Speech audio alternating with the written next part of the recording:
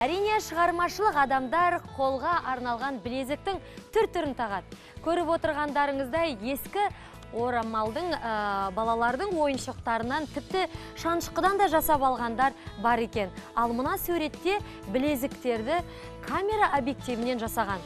Ал біздің сүйікті сарапшымыз жуырда ғана шоу-румын ашқан дизайнер Гәкку Күзембаева авторлық білезіктерін жасалу сырымен бөліседі. Қарсы алайық, Гәкку ханым. Гәкку жаным сол, қалың қалай? Көп болды, қалың қалай? Гәкку, осы жақында ғана құттықтағым келеді. Шоу-румың ашылды, мен бара алмай қалдым. Осы тіпті сенбі-жексенбіде міндетті түрде баруға тырысамын. Өзінің шоу-румын ашқан осындай біздің отандық дизайнеріміз. Қазір осы қолға тағатын білезік деп айтып жатады ғой. Браслет дейді, қыз-келіншектер, әпкелер, аналарымыз қызығып тағады. Тіпті жұмысқа тағатын классикалық түрде жасауға болады. Тойға барғанда, қонақтарға барғанда тағатын түрін жасайсыз, солай ғой? Браслеттердің әртүрлі түрлері болады. Мысалы, менің танымал ободоктарыма мен осындай браслеттер жасаймын. Бұлар білезіктер, спиральдан жасалынған. Мысалы, мына жер сет ретінде киюге болады. Осындай көйлегіңізге прям түсі жақсы келіп тұр екен. Киіп көріңіз. Ал мен енді қалай жарасатын? Осындай ободокқа, мысалы, осындай браслетпен киюге болады. Осындай браслетті. Кәдімгідей? Былайынан орап тұрып тағады екен. Тіпті өте әдемі, және мына жерде байқап тұрсаңыз, агатпен жасалынған. Мынау браслеттің өзінде де осындай бір әдемі агат тасып бар. Что-то айналмай қалды. Тіпті қолы жіңішке, қолы толықтау болсын, қыз-келіншектерге тауға болады екен. Өздеріңіз көріп тұрғандай. Бұның ұзындығында өзіңізге лайықты етіп жасауға болады. Мысалы, мына жерде қарап тұрсақ, осындай ободогыңызды тағып алдым. Тайға беріңізге өте жарасады. Мысалы, мынандай ободокты алып келдім. Бұл ободоктар жемчугтан және осындай тастардан жасалынған. Бұны барлығы жабыстырылып жасадыңыз? Жоқ, бұл міндетті түрде жібек матасымен әрбір тас 3 рет тігіледі. Сондықтан бұлар өте сондай мықты, тастар ұшып кетпейді. Ұшып кетпейді. Қанша билесеңіз де, басыңызды былай қисайтсаңыз да ұшпайды, жоғалмайды. Осындай ободокқа біз қазір браслет жасаймыз.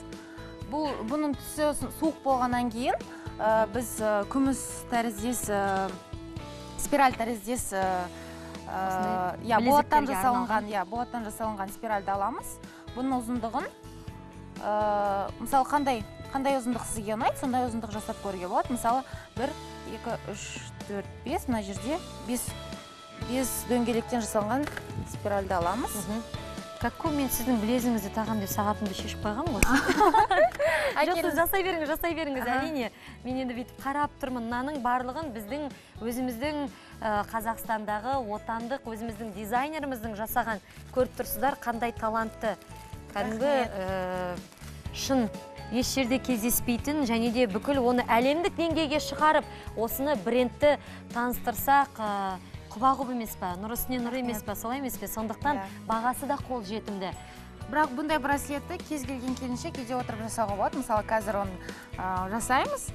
Өте тез жасалатын браслет, бірақ өзіңіз көріп тұрғандай әдемі. Іске кірсек? Мысалы, осындай браслетке бізге фурнитурадан осындай спираль керек. Қанша теңге тұрады? Бұлар, мысалы, бұлай метрленіп сатылады, әртүрлі бағасы әртүрлі. Қандай күшті. 100 теңгеден жоғары бұның сапасына байланысты. Өте арзаны да бар, қымбаты да бар. Сіз мынаны қанша қалдыңыз? Мысалы, мынаның упаковкасын мен 1000 теңгеге алған шығармын, бірақ бұдан бірнеше 100 браслет жасауға болады. 100 браслет. Оның ұзындығына байланысты. Қандай күшті. Кірсек, енді браслетті бастаймыз. Браслетті бастау үшін бізге ең алғашқы жасайтын нәрсеміз. Бұл мынандай бір дөңгелек жасаймыз. Себебі қазір біз кішкентай тастарды кіргіземіз ғой.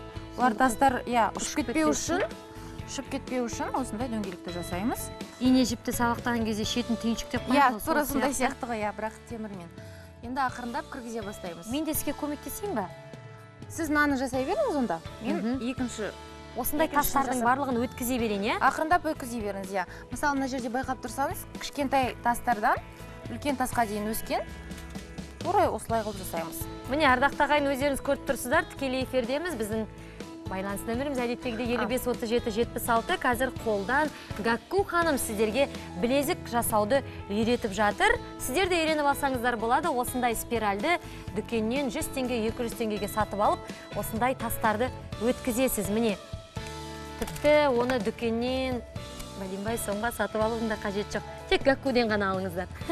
Әрине басқа қаладағы ауылда отырған әпкелерімізге айтатынымыз, өздеріңіз үйде отырып ақ жасап алсаңыздар болады. Мысалы, сіз байқап тұрсаңыз, сіз күмістен жасалған фурнитурадан жасап жатсыз, менікі алтыннан. Себебі адамдардың киіміне байланысты, кейбіреулер мысалы алтынды мүлдем тақпайды. Кейбіреулері тек қана күмістен жасалған нәрселер тағады. Мысалы, мен өзім күмістен жасалған нәрселерді жақсы көремін. Алтынды онша жақсы. Гакку, сізді мына кешірімсіз, кішкентайлардың барлығын таға берейін ба? Бір дөңгелек қылып таға беріңіз. Бір дөңгелек біткеннен кейін қосайын ба? Жоқ, қазір ең бастапқысы осындай кішкентай тастарды дөңгелектен тағамыз. Сосын әртүрлі тастарды қоса бастаймыз. Дизайн енді өзінің ыңғайыңызға ұнаған тастарды салып. Шоурум жайында айтып өтсеңіз, осындай барлық өз қолыңыздан жасалған абадоктар, білезіктер, белдіктер, алқалар барлығы бар ғой? Тіпті чурбанға дейін бар. Шоурумды мен жалпы 2009 жылдан беріп армандап келген бір арманым болған еді. Қазір ол арманым орындалып, Гранд Астанада, центр Емесел дейтін жерде ашылды. Сол жерде шоурумым да бар, өзімнің жасайтын мастерской деп айтады ғой. Мастерскойым да бар. Клиенттер келіп, маған нәрсесіне тапсырыс беріп, дайын заттарды алып кетіп жатыр. Жақында ғана ашылуы болды. Ең басты адам армандай білу керек дейсіз ғой. Сол арманына адал болу керек деп ойлаймын. Сонда ғана адам өзінің көздеген мақсатына, армандаған арманына міндетті түрде жетеді. Міне, Гаккудың да арманы орындалды. Мен құттықтаймын, Гакку, сені. Хабарласқан көрерменіміз бар екен, тыңдап көрейік. Алло, сәлематсыз ба?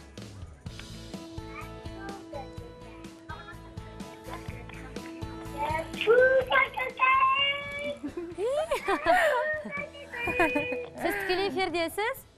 Алло, сәлематсыз ба? Я, сәлематсыз ба, қызыңыз Гакку, гай деп ән айтып жатыр ғой.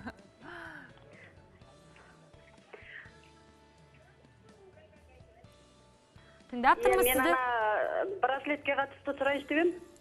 Я, сұрасаңыз болады. Ана браслет немен өтіп жатқан болатты қайдан алса болады екен? Бұл болатты кез келген дүкендерден, фурнитура дүкендерінен, немесе базарлардан сатып алуға болады. Қазіргі таңда өзіңіз білесіз, базарда сатпайтын нәрсе жоқ. Сондықтан барып келсеңіз, мысалы Астанада тұратын болсаңыз, Астанада өте көп фурнитура дүкендері, кез келген уақытта барып алуға болады. Тіпті фурнитура, мата сататын дүкендерде бар емес пе? Иә, әрине. Бағасы қанша тұрады осындайдың бір, мынау мысалға, мынандайлардың ішінде тұрады ғой бұл? Пакеттердің ішінде. Көлеміне байланысты әрқашанда. Егер көп алатын болсаңыз, оның бағасы арзанырақ болады. Әрбіреуін жеке алатын болсаңыз, оның да бағасы енді кішкене жоғары болады. Өзінің сондай бір саясаты бар. Сіз мысалға толық мына ыдыста тұрған қанша теңгеге алуға болады? Мысалы, мына жерде жатқан тастарды, енді бұл жіппен сатылатын тастарда, бір жібі 50 сантиметрдей болуы мүмкін. Яғни бағалары 500-ден және жоғары. Ол да тастың көлеміне, сапасына байланысты. Қазір тастар әйнектен де жасалып жатыр, я? Имитация дейді ғой, тасқа максималды түрде ұқсас қылып жасайды. Сосын пластиктан мысалы жасалған тастар бар. Ол қарап тұрсаңыз енді бар ғой, жасауға болады, ерінбей жасасаңыз, әркім өзінің сүйікті ісімен айналысқан дұрыс деп ойлаймын. Гакку, мынаны бейтіп істеп отыру деген оңай шаруа емес екен. Хабарласқан көрерменіміз бар екен, тыңдап көрейік. Алло, сәлематсыз ба? Алло. Сіз тікелей эфирдесіз, сәлематсыз ба? Сәлематсыз ба? Я, тыңдап тұрмыз сізді? Мен Гакку ханымнан сіздердің бағдарламаңызды күніге бала шағамызбен жақсы көреміз, өте ұнайсыздар. Гакку ханымға бір сұрағым бар еді. Я қойсаңыз болады какуге. Каку, тыңдап тұр сізді. Қойсаңыз болады сұрағыңызды. Не жаңағы абадоқтың ішіндегі, абадоқтың сыртын өзі сәндейді ғой. Ішіндегі абадоқтың өзін қай жақтан аласыз деп соны сәнші деген. Сол сұрақты көбісі қояды маған. Абадоктың ішіндегі основа деп жатамыз ғой. Абадокты жалпы тастар қай жерде тігіледі? Основасы. Бұл основасы өзі негізі ғой. Абадоктың негізі ол сапалы болу керек. Өйткені өзіңіз көріп тұрсыз, тастары өте үлкен және ауырлау болып келеді. Сондықтан жалпы основасы пластиктан жасалынған. Себебі егер темір болатын болса, бұл тас одан да ауыр болып, адамның басын бірден ауыртады. Мен ол пластикті аламын, сосын пластиктан кейін велюрді кіргіземін. Велюрдің үстіне осындай әдемі гипюр, кружево деген нәрселер. Бұның барлығы қолмен тігіледі. Өте сапалы. Маңдай ауырмау үшін пластиктан алғаныңыз дұрыс болады. Оны қанша қаласыз? Ой, барлығын бағасын сұрағымыз керек, өйткені енді әркім адамдарға қол жетімді болу керек қой. Қыз-келіншектерге, біздің үйдегі қазір көріп отырған жас келін болсын, қыздар болсын, міндетті түрде үйде тіпті шашты осай абадокпен жинап қойсаң да жақсы. Тамақ пісіріп жүрген кезде де. Бұның өзінің основасы жалпы қара түс, сондай классикалық түстер. Яғни кез келген киіммен үйде де, жұмысқа да киюге болады. Сәнді көрінеді. Үйде мысалға осылайынан абадок тағып алсаңыз, жылтыратып. Ой, көз тимейді сізге. Бағасын айтатын болсақ, бағасы әртүрлі. Тағы да айта кетейін, бұл сапасына байланысты. Егер сапасы жақсы абадок болса, оның бағасы міндетті түрде жоғары болады. Ал бұлай қарайтын болсақ, 110 теңгеден бастап жоғары бағалары, және бұл тігілген тастарға да байланысты. Егер тастар аз болатын болса, арзандағын алуға болады. Егер тастар ауыр болса, онда жұмыс деген өте ұзақ қой. Бұл абадоктың өзі бір айдай жасалынады. Мысалы, егер бір сағаттарға бөлетін болсақ, ал егер орнынан тұрмай жасайтын болсақ, онда бұл бір 30 сағат алатын жұмыс.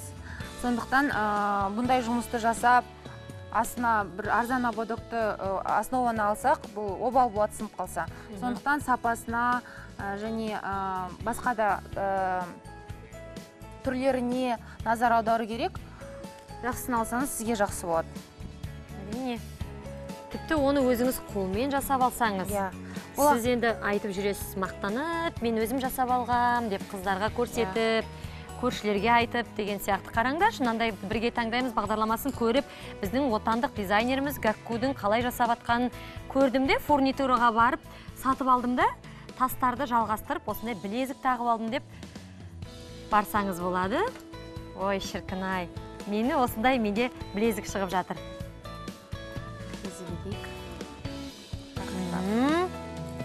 Бізде бұл абадоктар жайлы мен инстаграмда үнемі жазып отырам.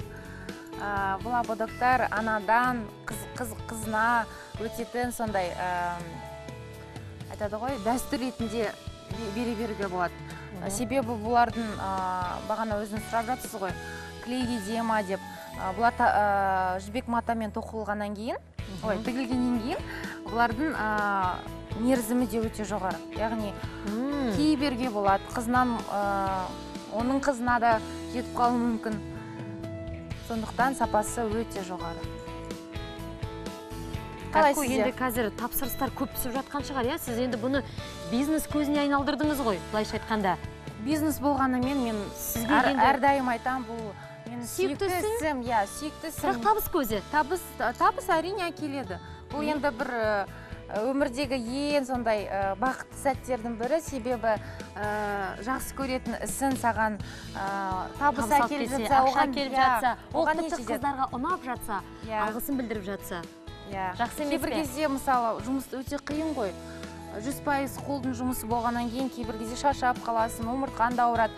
Бірақ клиенттерді көріп, саған алғыс сөздерін айтып жатқан кезінде біздің бағдарламаны көріп, жаттығу қалай жасайтын екен біліп алып, сосын омыртқаның ауырмайтын, остеохондроз болмайтын барлығын жасасаңыз болады?